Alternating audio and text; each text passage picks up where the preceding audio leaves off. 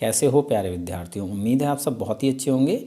इस video class में हम प्रश्नावली 13.7 का 8वां सवाल सॉल्व करेंगे। इससे पिछले वीडियो क्लासेस में हम लोगों ने इस प्रश्नावली के 1 से लेकर 7 तक सवालों को सॉल्व कर लिया है। आप इन सभी सवालों को इस चैनल पर देख सकते हैं और साथ ही लिंक मैंने इस वीडियो के डिस्क्रिप्शन बॉक्स में भी दे दिए हैं। तो प्रश्न नंबर 8 है, यदि प्रश्न 7 के त्रिभुज ABC को यदि भुजा 5 सेंटीमीटर के परितः घुमाया जाए, परितः का मतलब होता है चारों ओर, त्रिभुज ABC को यदि भुजा 5 सेंटीमीटर के चारों ओर घुमाया जाए तो इस प्रकार प्राप्त ठोस का आयतन ज्ञात कीजिए। ठीक है, और प्रश्न 7 और 8 में प्राप्त किए गए दोनों ठोसों के आयतनों का अनुपात भी ज्ञात कीजिए। ठीक है, तो देखो थोड़ा सा सवाल समझा देता हूँ मैं आपको।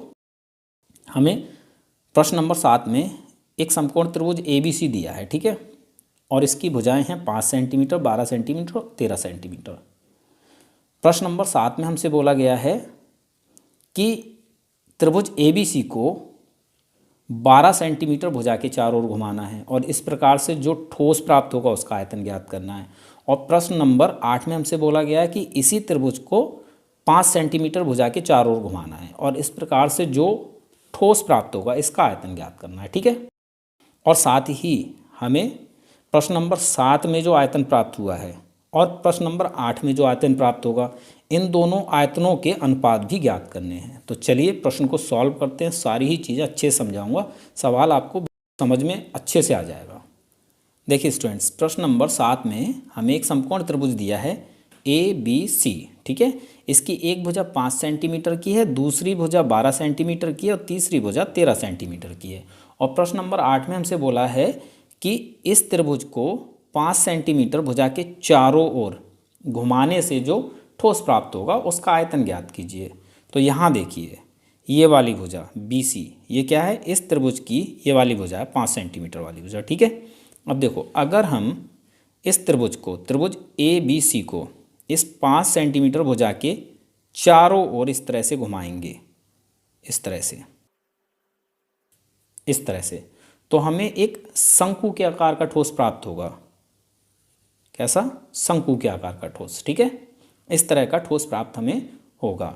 इस शंकु के आकार के ठोस की त्रिज्या हो जाएगी AB 12 सेंटीमीटर और ऊंचाई BC हो जाएगी 5 सेंटीमीटर। ठीक है, तो ये हमारी इस शंकु की ऊंचाई हो जाती है और ये हो जाती है त्रिज्या। ठीक है, तो इस ठोस का आयतन हमें ज्ञात करना है प्रश्न नंबर 8 में। और इसके बाद हमें प्रश्न नंबर 7 और प्रश्न नंबर 8 में प्राप्त ठोसों के आयतनों का अनुपात ज्ञात करना है। तो सबसे पहले तो हम प्रश्न नंबर 8 में प्राप्त ठोस का आयतन ज्ञात कर लेते हैं, मतलब इसका आयतन। ठीक है, प्रश्न नंबर 8 में प्राप्त शंकु के आकार के ठोस का आयतन। तो फॉर्मूला शंकु के आयतन का है 1/3 पाई r स्क्वायर h। ठीक है, इसमें हम मान रख लेते हैं।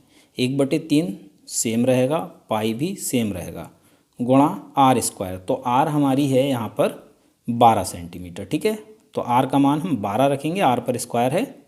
ठीक है, तो 12 को 2 बार लिखेंगे गुणा में, 12 गुणा 12 और फिर गुणा h यानी शंकु की ऊंचाई। तो ये है हमारी ऊंचाई 5 सेंटीमीटर, आयतन है ये और सारी चीज़ें सेंटीमीटर में हैं, तो ये हो जाएगा घन सेंटीमीटर।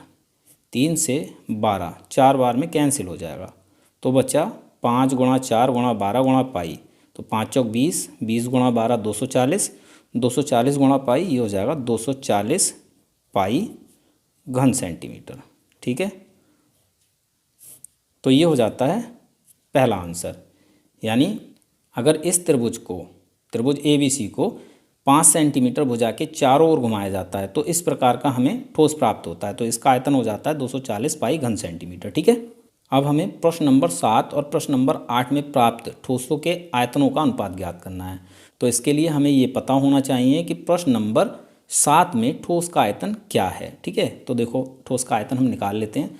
तो प्रश्न नंबर 7 में हमसे बोला है अगर इस त्रिभुज को 12 सेंटीमीटर भुजा के चारों ओर घुमाया जाए इस तरह से, ठीक है, तो इस तरह से जो ठोस बन रहा है इसका आयतन ज्ञात कीजिए। तो यहाँ से हम आयतन निकाल लेंगे। ठीक है, ये भी हमारा शंकु के आकार का है, इसकी त्रिज्या हो जाती है 5 सेंटीमीटर और ऊंचाई हो जाती है 12 सेंटीमीटर। ठीक है, तो इसका आयतन निकाल लेते हैं हम।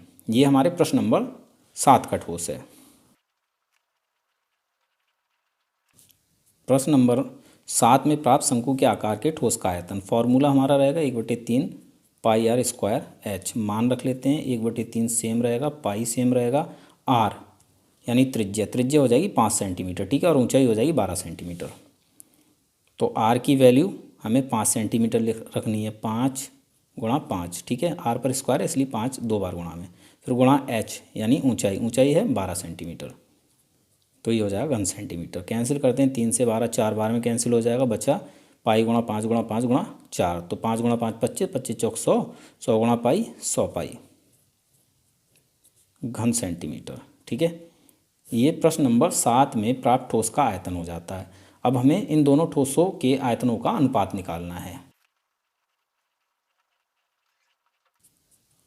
प्रश्न 7 और 8 में प्राप्त ठोसों के आयतनों का अनुपात।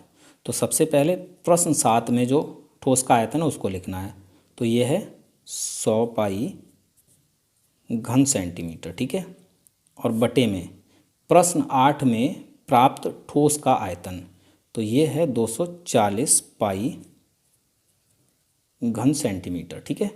घन सेंटीमीटर से घन सेंटीमीटर कैंसिल हो जाएगा, पाई से पाई कैंसिल हो जाएगी, 0 से 0 कैंसिल हो जाएगा, 2 से 10 5 बार में कैंसिल हो जाएगा, और 2 से 24 12 बार में, ठीक है। तो हमारे पास बचा 5/12, तो ये हो जाएगा 5:12। जो ऊपर लिखा है उसको पहले लिखेंगे, जो नीचे लिखा है उसको बाद में, ठीक है। ये हमारा सेकंड आंसर हो जाता है। तो ठोस का आयतन हो जाएगा 240 पाई घन सेंटीमीटर, और दोनों ठोसों का अनुपात 5:12, ठीक है। ये हमारा फाइनल आंसर हो जाता है। तो उम्मीद है सवाल आपको समझ में आ गया होगा। मिलते हैं अपने अगले वीडियो क्लास में।